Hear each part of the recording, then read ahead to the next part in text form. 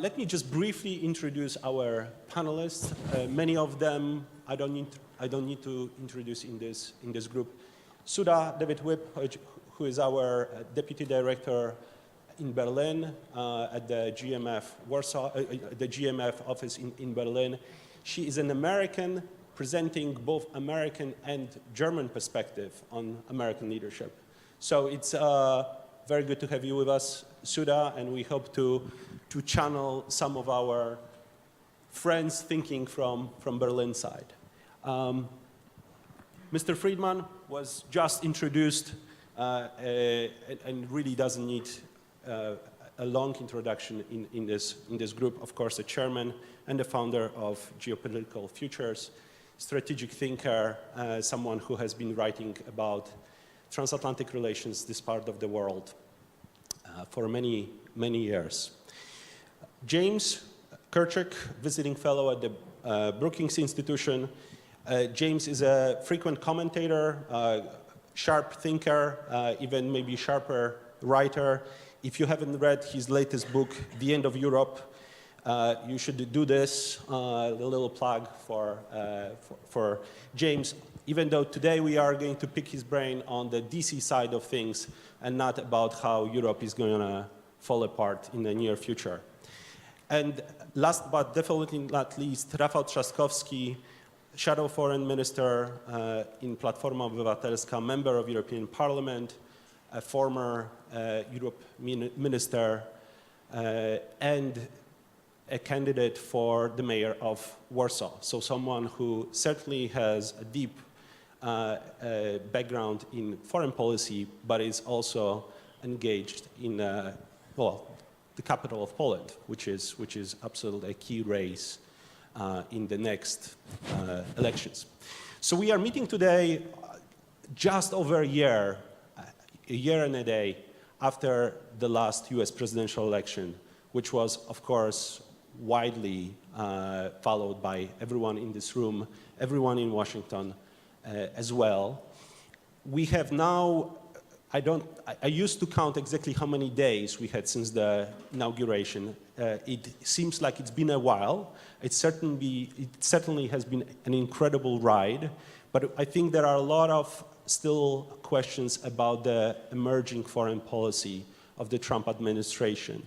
And we'll turn first to our American friends to give us an insight of their understanding of what the America's first foreign policy really looks like. Who's behind the steers?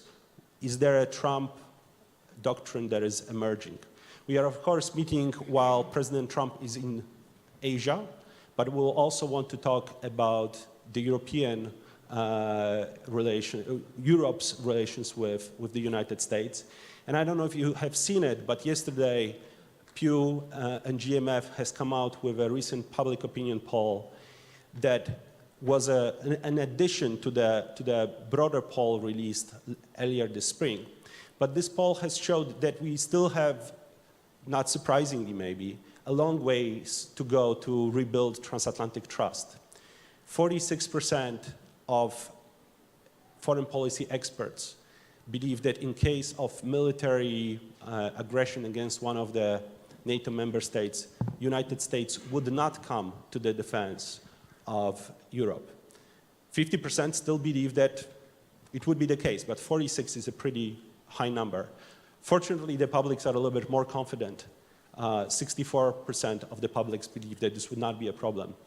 But anyways, we are meeting probably here in a bit of the elite group, so we should talk about ways that this gap, this trust can be rebuilt and addressed and, in fact, strengthened across the both sides of the Atlantic. Without further ado, I want to turn to Mr. Friedman maybe first to ask you for your reflection on the first months of Trump's administration foreign policy approach. And one of the questions that we often ask ourselves here, but also US allies in the Middle East and in East Asia is US slowly withdrawing, or is US ready to re-engage, and in what way? So if you could start us off with a few minutes of remarks, and then we'll follow the conversation. Thanks. I think it's very important to begin by distinguishing between the strange and remarkable personality of Donald Trump and the fact that he actually represents, poorly, a very deep strain in the United States. And that strain I'll speak to this way. It has been a long time since the Cold War ended. The Cold War institutions are still in place. No one on either side knows what it means in practical terms. No one is sure they can count on anybody else. This is not just a European question, it's an American question. So let me begin by pointing to Trump's very unfortunate conversation with Chancellor Merkel, where he made it clear that he was not prepared to support Article 5. And she then declared that Germany is on its own, it will have to make its own way. To which the general American response was, great, Trump finally accomplished what we always wanted, Germany taking responsibility for itself.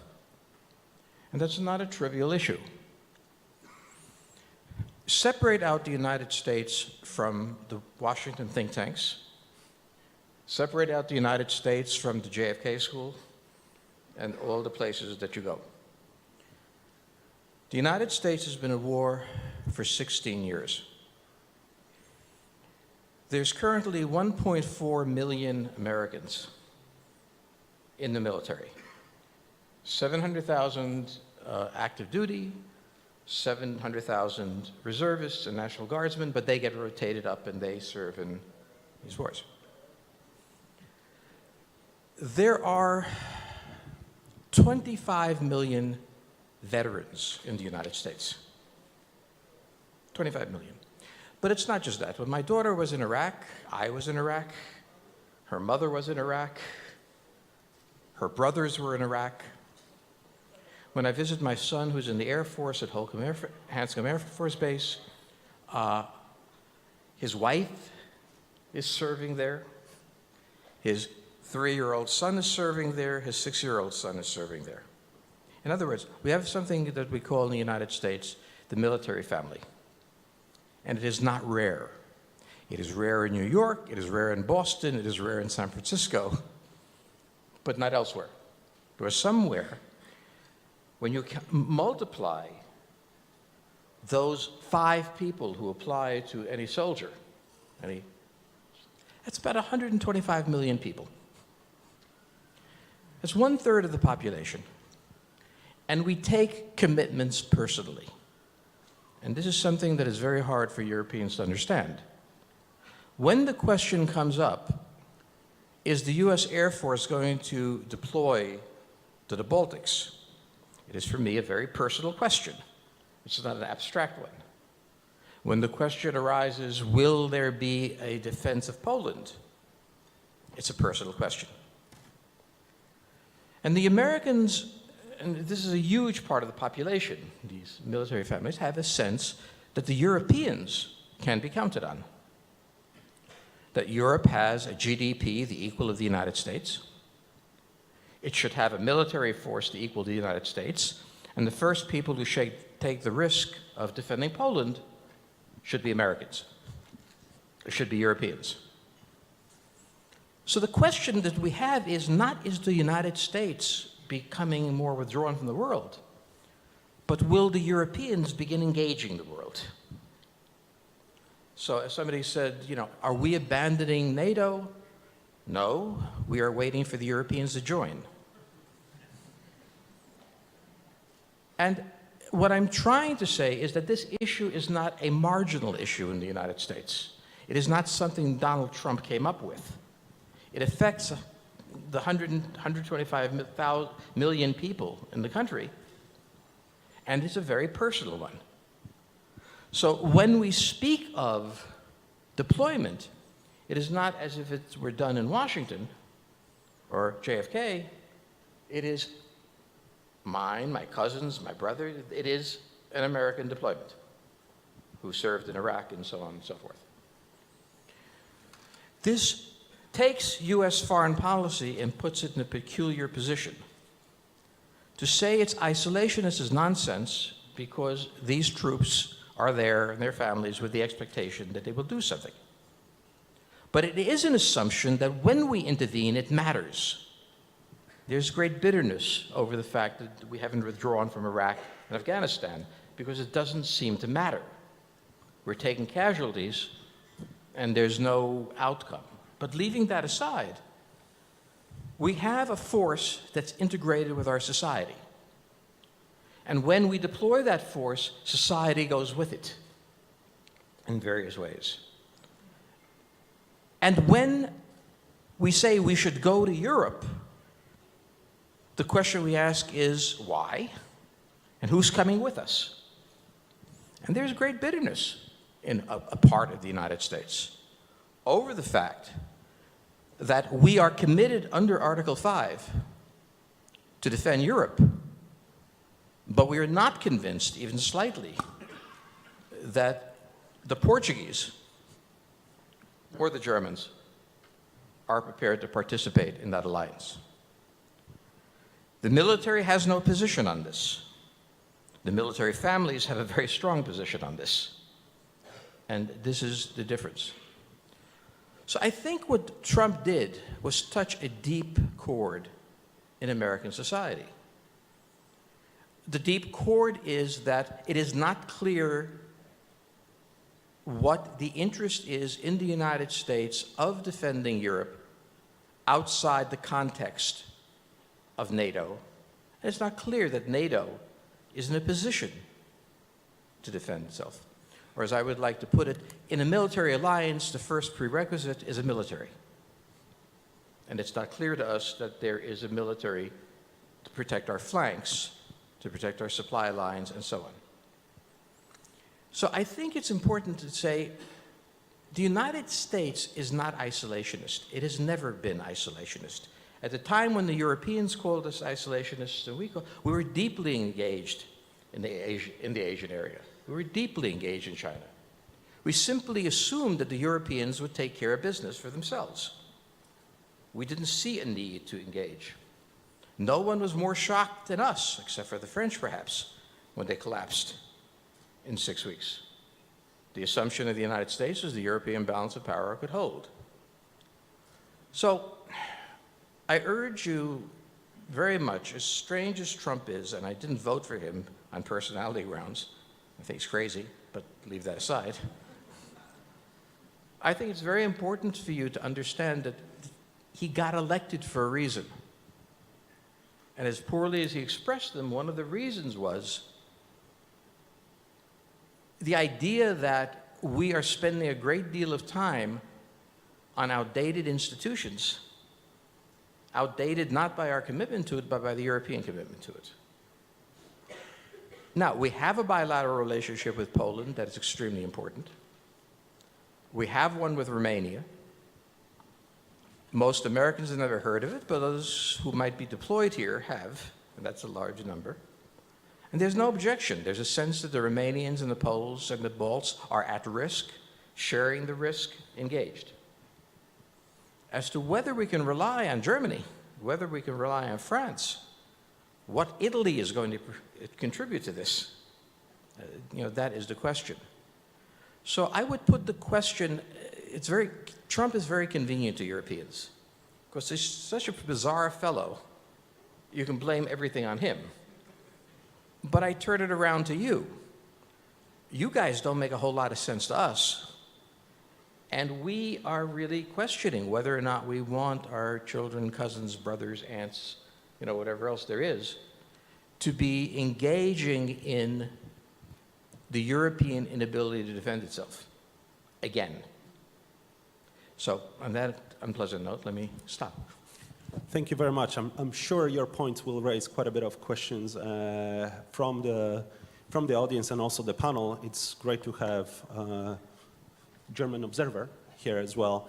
I do want to point out that it's President Putin more than President Trump who is stirring up quite a few of Europeans, especially on the flank to take care of its security, and this country is spending 2%, will be spending more, including 20% on modernization.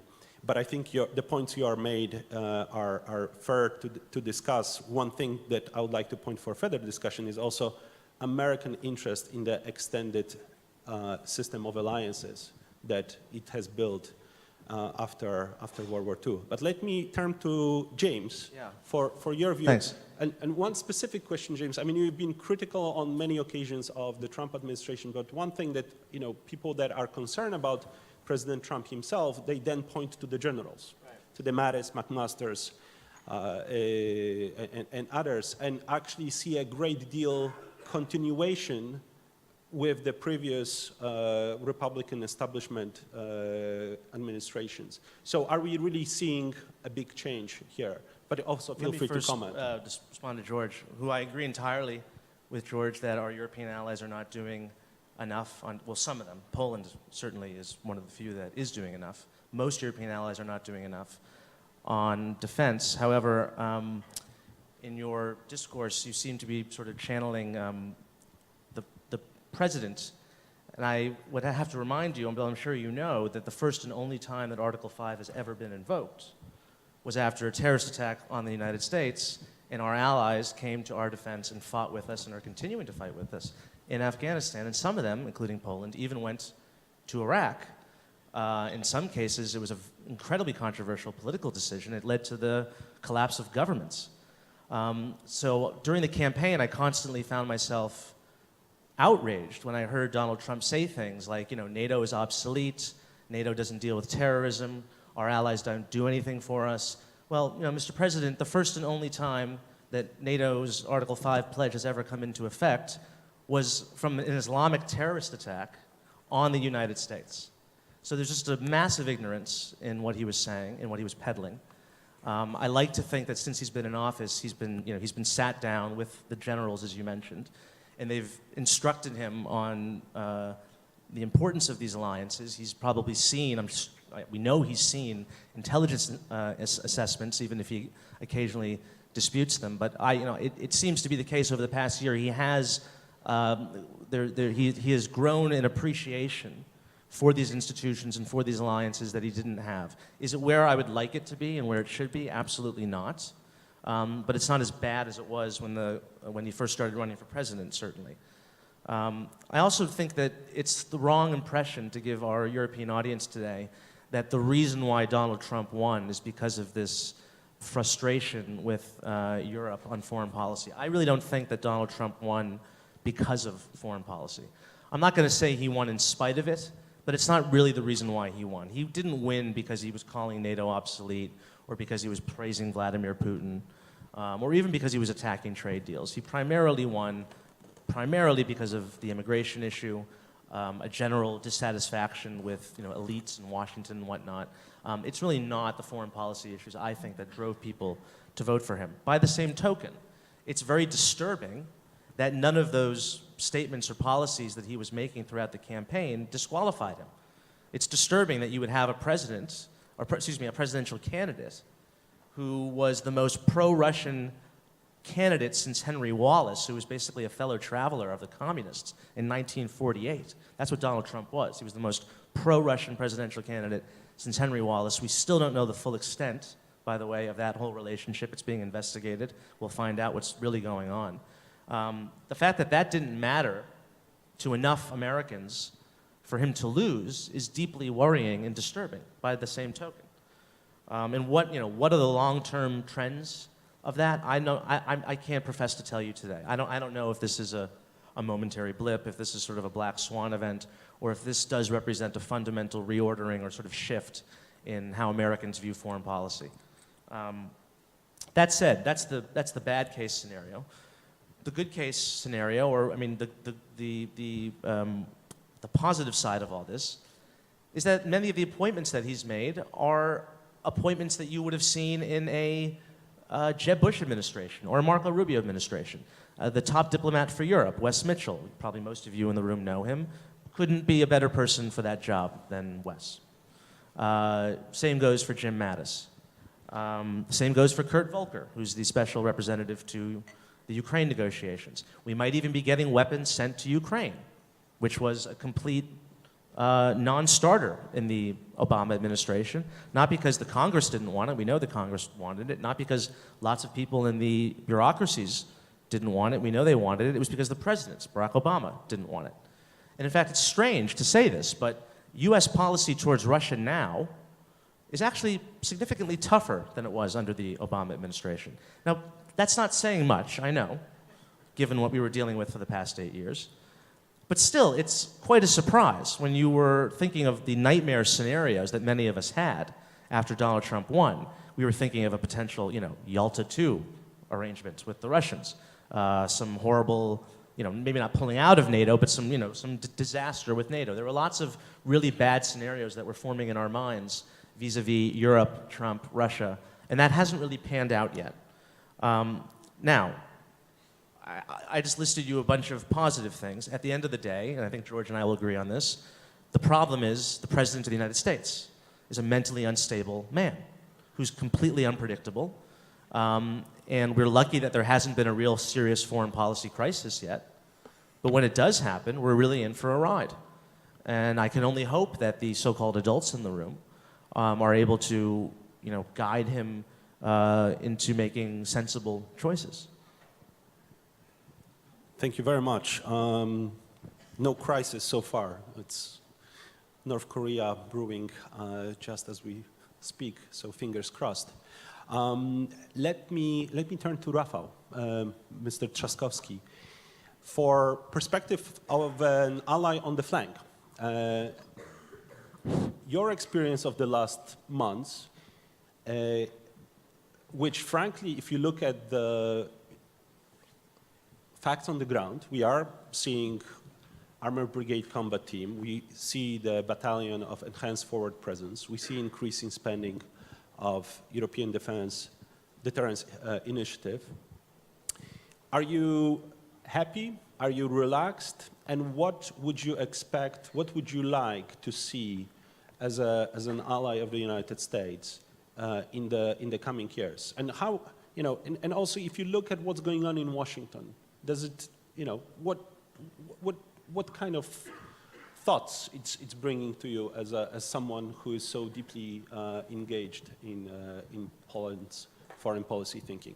Thanks. Thanks. First of all, welcome to Warsaw. It's a wonderful city, isn't it?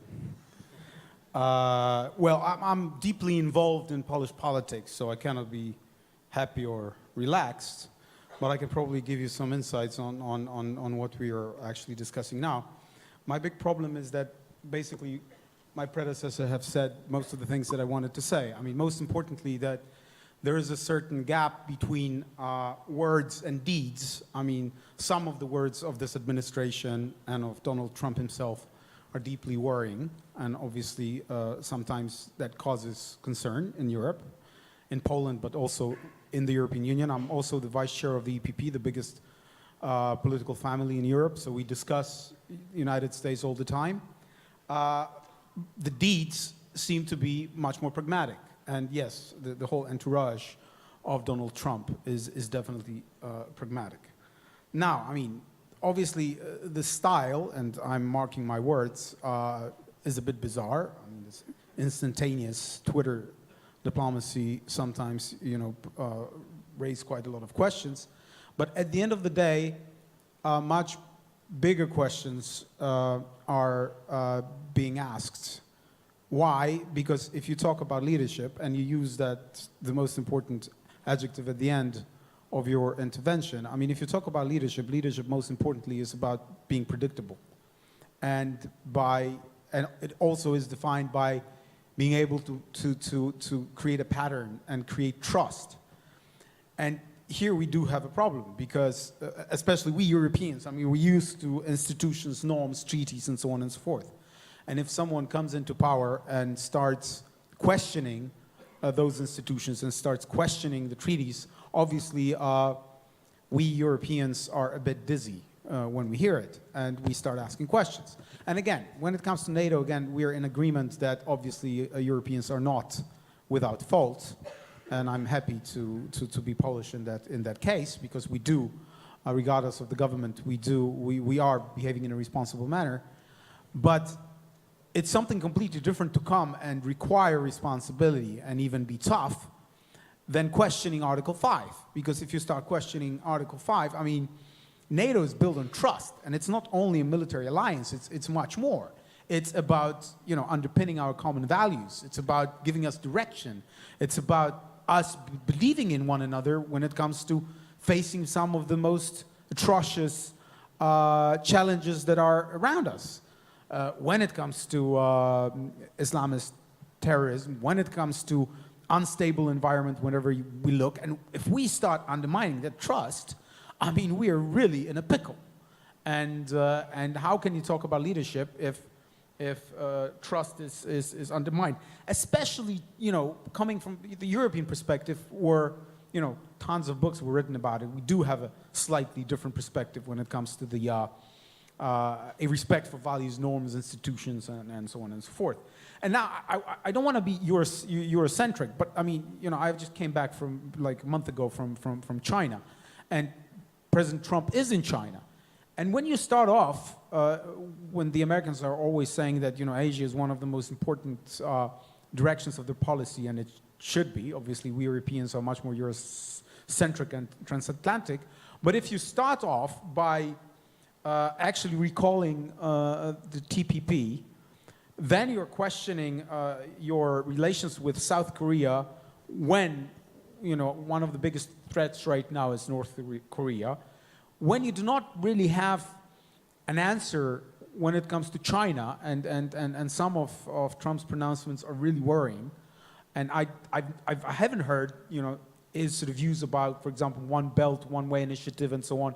I haven't heard anything strategic coming from the White House. Then, you know, I mean, obviously that raises quite a lot of concerns when it comes to, as I've said, coming back to the most important 2 points, when it comes to trust and credibility. And those are the real questions, because as I said, again, I agree 100% that when it comes to the delivery, when it comes to what the administration actually does, then those concerns are somehow alleviated a bit. But still, you know, the big strategic questions remain. And the most problematic thing is that if you're unpredictable and erratic, then how can you claim leadership? Anything happens. Iran, you know, the behavior is a bit. I'm marking my words, but questionable, or you know, it raises concerns, almost on every issue. So I hope that you know, the pragmatic administration and some of the good choices that were mentioned here will have a pacifying effect on the image of American leadership. But knowing Donald Trump's personality, we cannot take it for granted. And here I will smile at you and stop elaborating on it.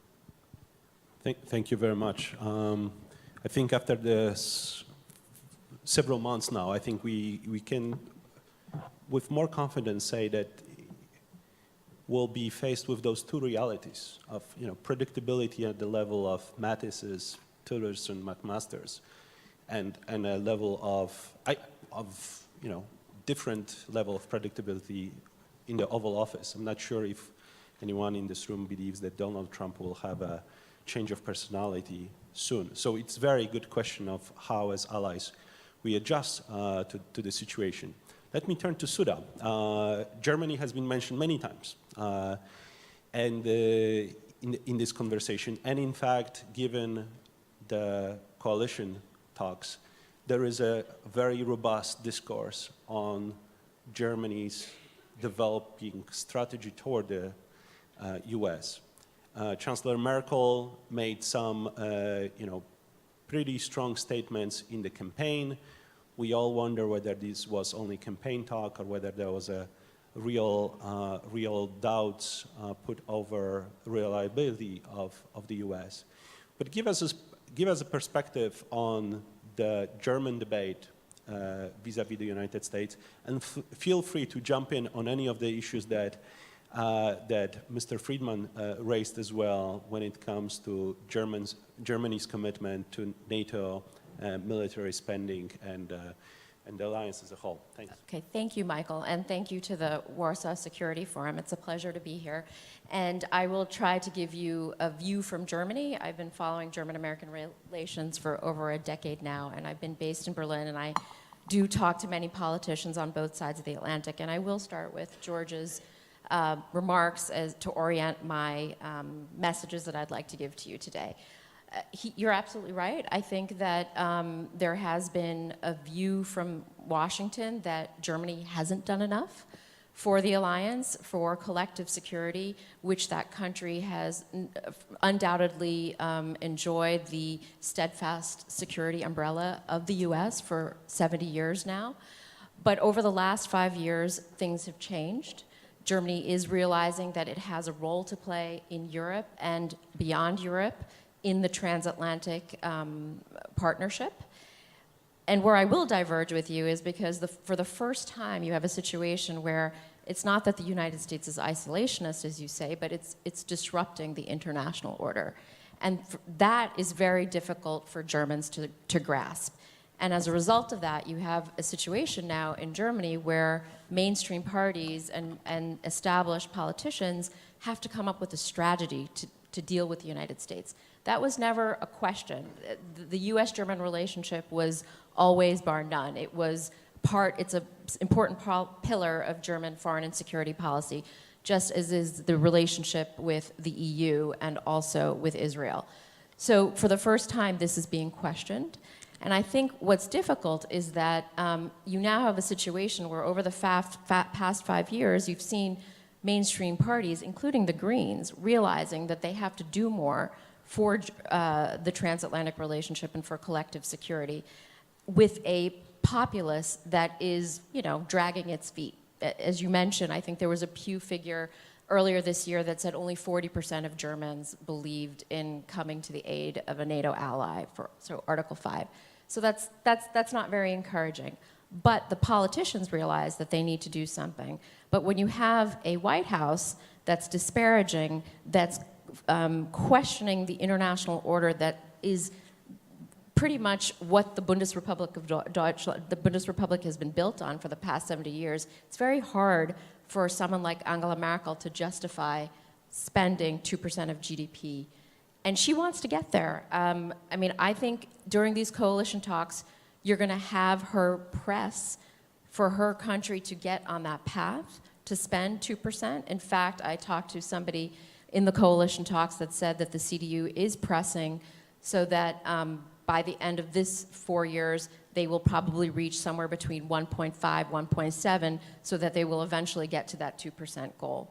And then also that they're also going to press with the other parties that they're negotiating with right now, that NATO needs to be an important part of the coalition agreement, that we agree that Germany has an important role to play in NATO. And also, they have to, in fact, elaborate on the relationship with the United States. That never was probably the case before in previous coalition talks. But for the first time, they have to come up with a strategy with the United States that we do still believe that we have an important commercial, security, and civil society relationship with the United States. The other thing you'll also see is that the CDU will also press for extending the military operations. I think there are about 7 of them that Germany is engaged with right now. So I would say that we're at this point where the responsible politicians realize that they have to do something, but it doesn't help if you have a partner on the other side that is, all of you mentioned it, has questionable actions that then don't allow these elected officials to justify their actions to their voters. You already see now with the SPD declaring that they're going to go into opposition, they are going to fight hard against the 2% commitment. So I feel like the US needs to give the space to Germany because, as you mentioned, they're on the path, but we don't want to take them off this path of getting to their commitment. And finally, I will just say there are going to be 3 things that you should also look for here when this new government comes to fruition, if it does come to fruition, it's not necessarily a guarantee that there will be the so-called Jamaica coalition emerging early next year. You're going to see Germany pushing for closer European defense cooperation and also open to trade deals with other regions and not bilateral deals. And finally, also a commitment to strengthen the supranational structures such as NATO and also the UN. I think they are up for a Security Council seat next year. Thank you. Thank you, Sudha. For all the doubts that you raised that function vis-à-vis the United States in Berlin, the question that we on the European side should always ask ourselves is, what is the alternative? And our colleague Thomas Kleine-Brockhoff was one of the authors of a memorandum that basically listed all the problems that Germany has with the United States, and then basically said, but after all, we have to work with the US and try to influence it in a way that would also match European interest and values. We have great openings, but we have very little time, and we have fantastic people in the room. So I actually want to go straight into comments and questions from you, so we have time to, to have a little bit of discussion with you in the panel. Who would like to ask the first question? It's always,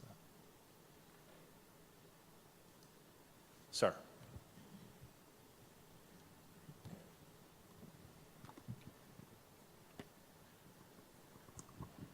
Hello, Maxim Kilko, it's European Security Research Initiative Foundation based in Kyiv. And my question is about United States leadership.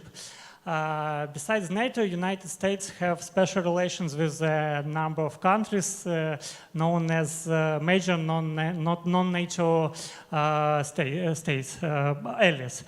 And United States have such non-NATO allies in all the regions of the world except for the Europe, because you have NATO in Europe. For example, in the case of Ukraine, NATO membership is not an option for us for the nearest years, because some European NATO members will block our accession to the NATO. How do you think can it help to provide more security in the region if the United States provide such status to Ukraine? It was Ukraine asked such status from Obama administration, what was refused. How good the chances now, and will it help? Ukrainians surely don't expect that the United States soldiers will come and fight for us. It's not needed. Our soldiers fight themselves, but to have more strong political signal of support and to have more strong relations in security sphere is really important, and maybe at least it's temporary decision, at least until the European NATO members are ready to for Ukraine to join NATO. Thank you. So, question to our American colleagues about, can Ukraine count on the US? Here. Yes. Fran Burwell from the Atlantic Council on Women in International Security. This is particularly for Georgia and Jamie as the people in the US. Given the absence of leadership in the executive branch, we have seen some move in Congress towards recapturing certain foreign policy issues. Russia policy, for example, with the recent sanctions legislation. It's now up to Congress to figure out what, if anything, will happen with the JCPOA. Do you expect to see more congressional substitution for executive branch leadership, and in what areas, what direction? Super, thank you very much. Okay, Martin. One more question before we go to panelists. Thank you very much. Martin Michelo, European Institute for European Policy in Prague. I had one very quick comment and one question. My comment is basically, aren't we trying to, play the game of being afraid? Because from what I see, American security guarantees in Central and Eastern Europe are not changing from one administration to the other. As a matter of fact, with the addition of missile defense, there's an extra layer of security, an extra layer of deterrence that is being added. So I think that this whole conversation about commitment to Article 5, was more symbolic than it actually had practical issues.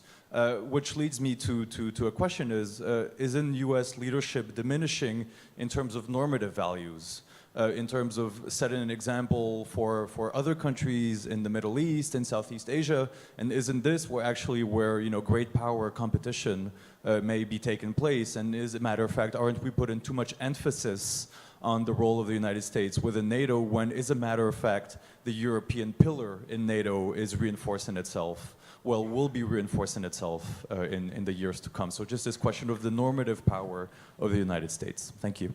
Super. Thank you very much. Great 3 questions. Ukraine, Congress. Maybe let's start with George and James, and then. Well, I'd like to step back, and there's been a lot of talk. I have spoken of his strangeness, but I think one of the things to watch is the U.S. strategy to North Korea. This burst in March with the discovery of solid-state missiles. Since then, there has been various military moves, various statements, but an extremely careful relationship. The United States reached out to China. Trump offered various trade agreements if he did this, and moved forward. He also made threats, which in this circumstance you would expect. He made it somewhat more purplish. In this handling of this particular case, one can argue with many of the things that he's done, but he has certainly not been impulsive. Rhetoric aside, he's operated fairly carefully. In the question of the European relationship, he made his point very clear, backed off. He has not, as you said, been impulsive. We've kept it in change. There is, however, a separate issue that has to be totally separated from Trump. This is not a transformative moment. When people speak of leadership, I would like to speak of followership. So it is very difficult to lead Europe. It's a herd of cats. And it's very difficult to do that. Two things come up when you herd cats. First, you can't do it, and second, you wonder why you're trying. I don't mean this frivolously, but what is the prize, and I do think this came up in the election. I don't think this was what is the prize given for leadership? Honor, praise, what? Precisely what is the strategic advantage to the United States of being responsible for alliance that one of these days is going to arm? I'll point to Article 5. Yes, they deploy troops. But except for the British and the Australians, not strategic numbers. And under rules of engagement, that's kept the Germans, at least, from participating effectively. The point that I'm trying to make is that the United States is in the midst, Donald Trump or not, of redefining its stance in the world. The stance that it's held really since World War II of constant exposure to all crises.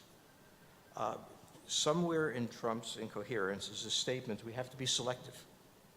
We can't immediately be the first responder. And that is not an unreasonable thing to say, especially when you're not dealing with a Europe that's been shattered by war and unable to function, but a Europe as prosperous as the United States. So I think it is not unreasonable, and I think this is what is happening with or without Trump, to ask for not an abandonment of the transatlantic alliance, but a redefinition of responsibilities, to understand what is everybody's responsibility. That's not a new thing. During the Cold War, we knew what the Norwegians were going to do. We knew about the Belgian fighter planes. We understood that the Bundeswehr was going to play this role. The Americans were. We knew what to expect from each other. In this new NATO, this disrupted NATO, we no longer know what can be expected from each other. We've spoken here about the disruptive nature of Donald Trump. I wish it wasn't him.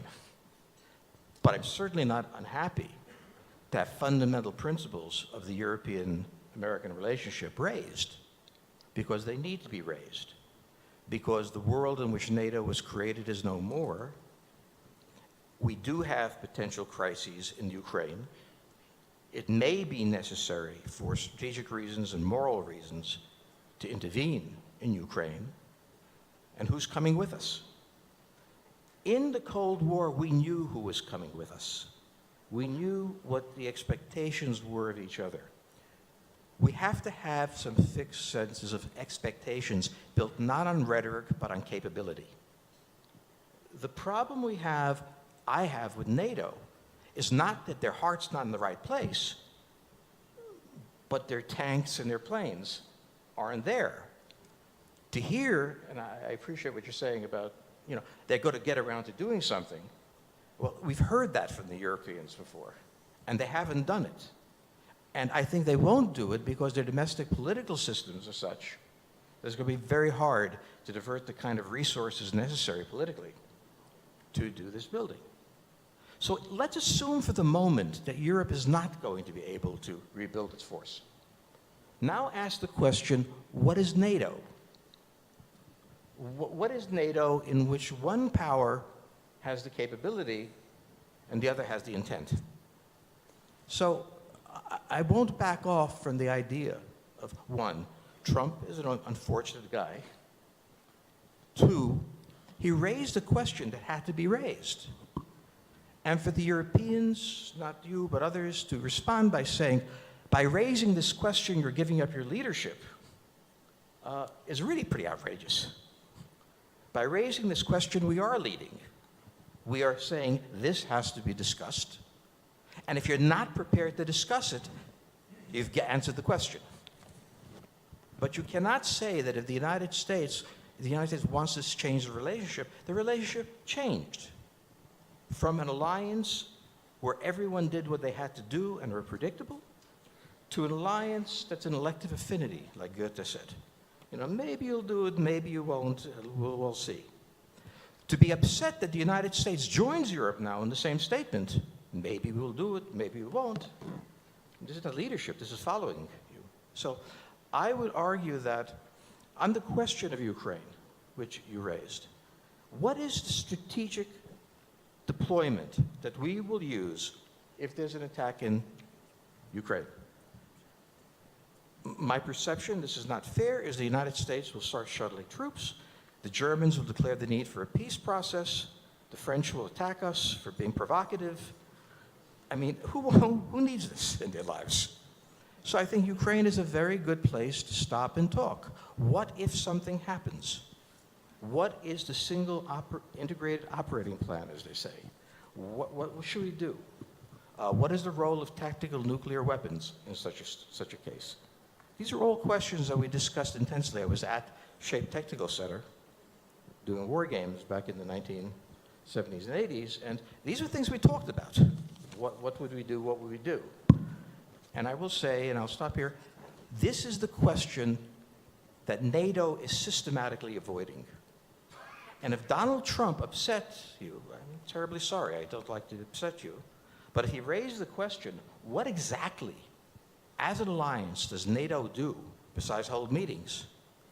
Then I'm quite pleased. I'm pleased that when Article 5 was deployed, you deployed forces. I'm not pleased that the amount of forces you had available to deploy was not significantly sufficient to have a strategic effect on the war.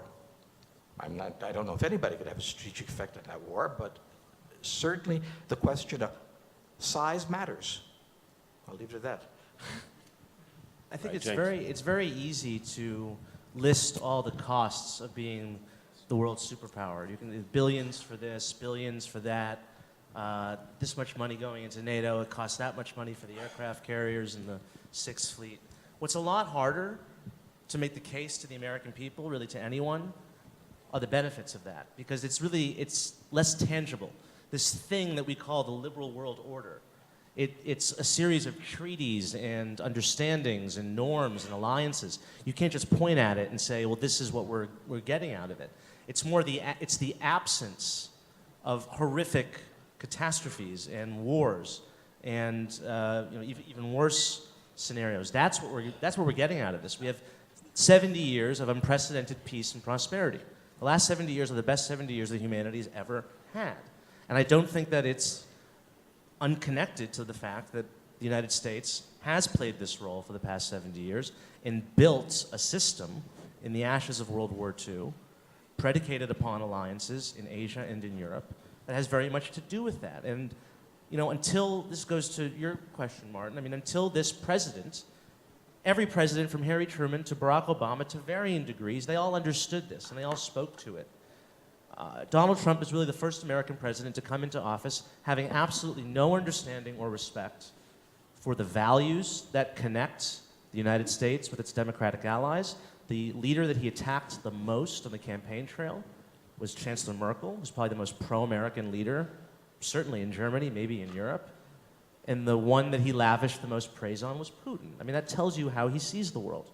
Democracy promotion. I mean, you know, Barack Obama didn't really do much in the field of democracy promotion, but he at least rhetorically spoke to it. And he spoke of America as being, you know, a leader in this sense and being a beacon and all the things that we associate with American presidents, you know, speaking about the city upon a hill. Donald Trump completely throws that in the trash. He does not believe in it, doesn't care about it. I think that has an effect on the world. As to the specific questions, I mean, Ukraine, I'm sorry, I don't see that happening under this administration. Like I said, there might be weapons sent to Ukraine, but beyond that, it's hard for me to see, you know, major non-NATO ally that happening. As to Congress playing a more proactive role, I absolutely think that that's a possibility, primarily because I actually don't think Donald Trump cares much about foreign policy. The real issues that animate him, that animate his base, it's the MAGA agenda. It's making America great again. It's building the wall. It's revoking Obamacare. You know, obviously he's not doing a very good job in either of these. But that is, I think, what is motivating him and his base.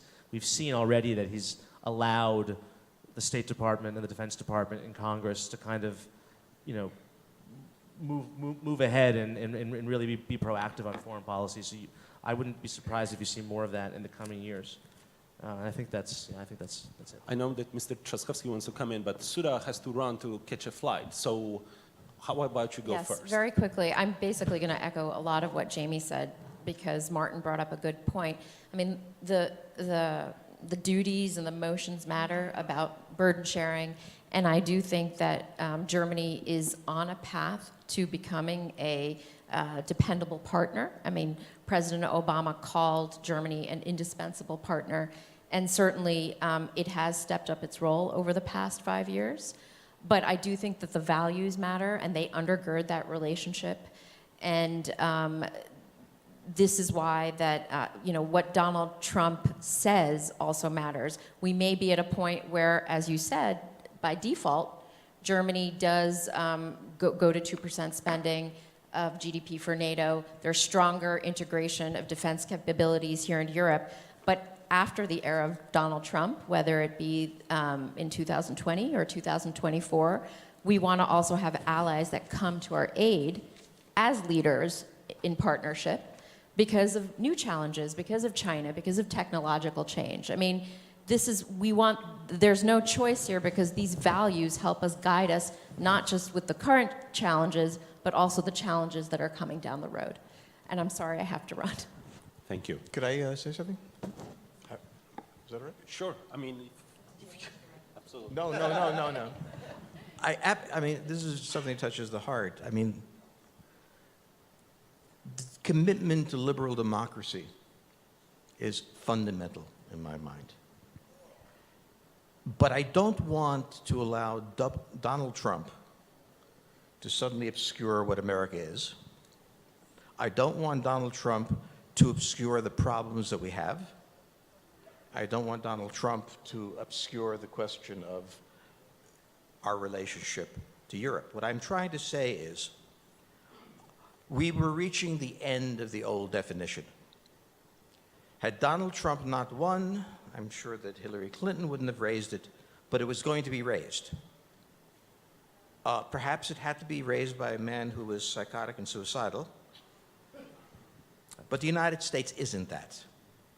And the idea that I'm raising here is By focusing on Donald Trump, we are hiding fundamental deficiencies in the alliance. By focusing on Donald Trump, Europeans can evade their responsibility. We have a responsibility for liberal democracy. So does Europe. And Europe has to carry that out. But not only that, the way I would put it this way, the United States is a global power.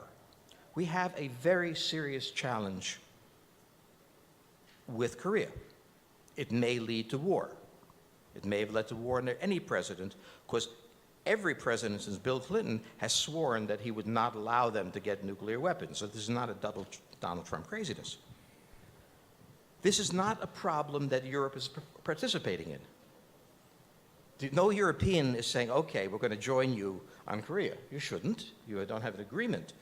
But we do have global responsibilities, and the idea that we will have a unique European responsibility, and then we have only Japan over here. I mean, I would like to see an alliance of liberal democracies in which the Europeans, when there is a universal problem, such as North Korea, that is not just an American problem, can deploy there. I can't have that discussion if you have nothing to deploy. But what I'm getting very nervous about, and I think everybody will agree, the issues we are talking about are independent of Donald Trump. Okay? Donald Trump, we should have a session on with psychoanalysts and everything else. But do not confuse the fact that he's a very strange man with the fact that this feeling that the United States is bearing burdens that it should not have to bear is there in the United States. And it affects the alliance, because just as Merkel has to worry about her politics, any American politics, and it is an issue. It's an issue because we spent 16 years in war, and our kids have been killed, and they've come home legless, and we appreciate whatever help that was given, but we're tired, and we could use our partners to take the lead for a while. Yeah, but well, I'm going to give you a perspective from the eastern flank of NATO. I mean, I'm not so sure you can put Donald Trump out of the equation, because the style matters, and I will try to explain why.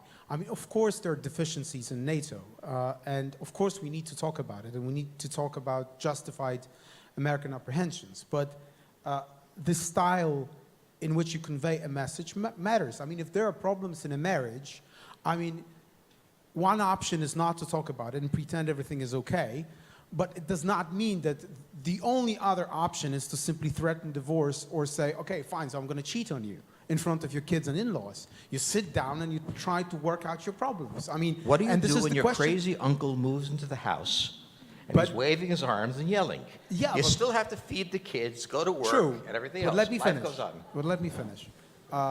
True, but it is much more serious than that, because it is about costs. Because what are the costs? I mean, look at what happened in Iraq, Syria, and so on. I mean, the cost of haphazard decision-making, of lack of inconsistency, is that we have one of the biggest problems when it comes to instability in the world. And now, this is the conversation that we should be having also with our American partners, and this is the conversation that we should be conveying at home. Because the question is, and this is the thing I want to end with, why am I talking about the style? Because if the leader of the United States, the president, questions Article 5 and says, maybe I will honor it, maybe I will not honor it, it just gives this huge, possibility for provocation from some of those guys who are in our neighborhood. It just encourages them to test it. And especially now, in the era of the hybrid warfare,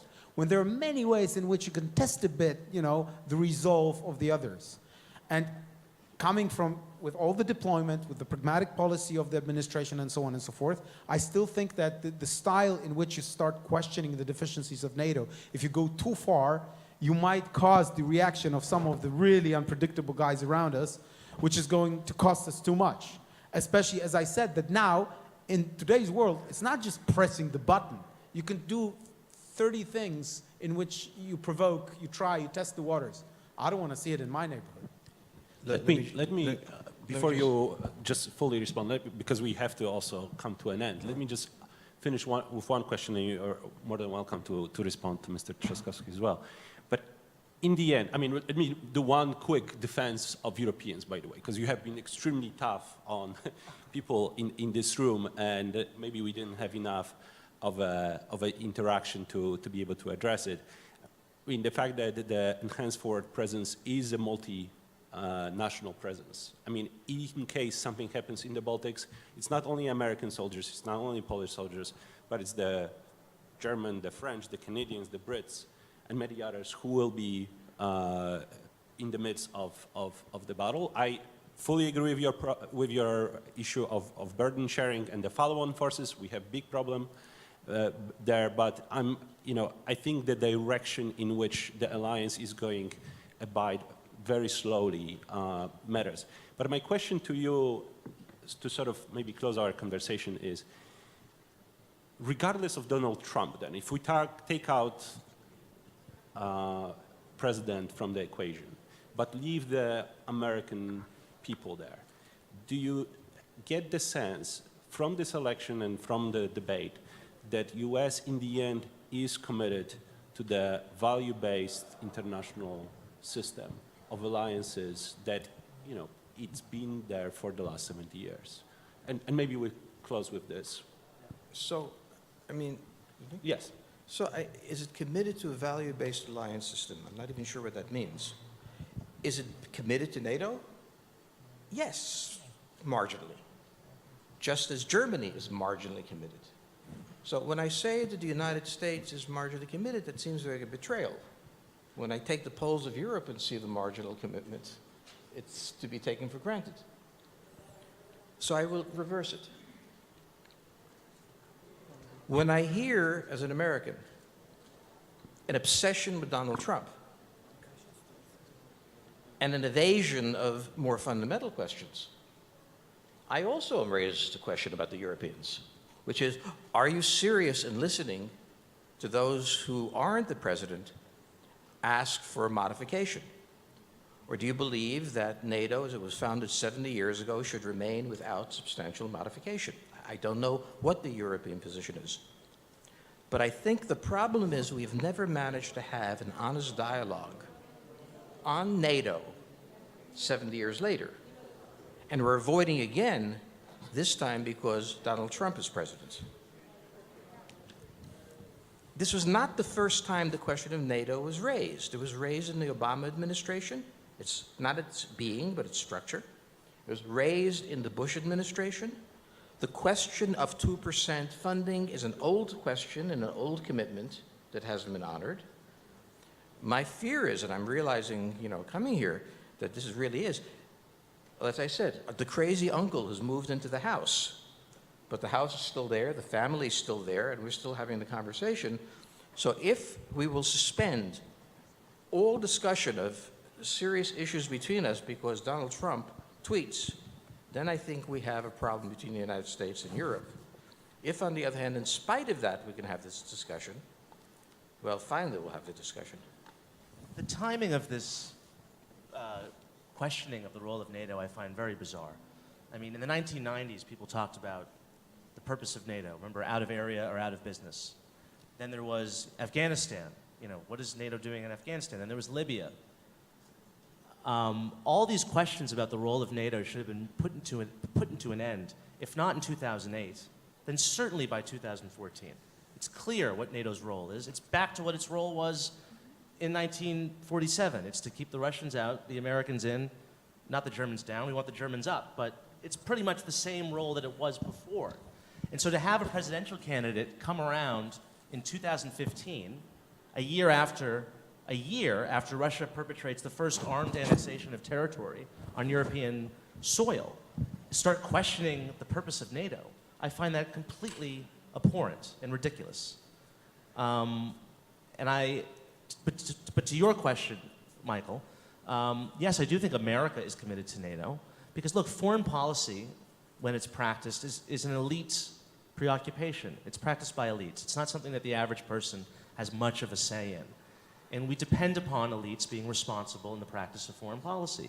And usually usually that's what happens. This time around, we had a very strange phenomenon where a reality television show host decided to run for president, and he was just completely irresponsible and had all these crazy ideas, and they found some resonance with the American people. But normally you trust presidential candidates not to rile up the worst impulses in their publics that they're appealing to.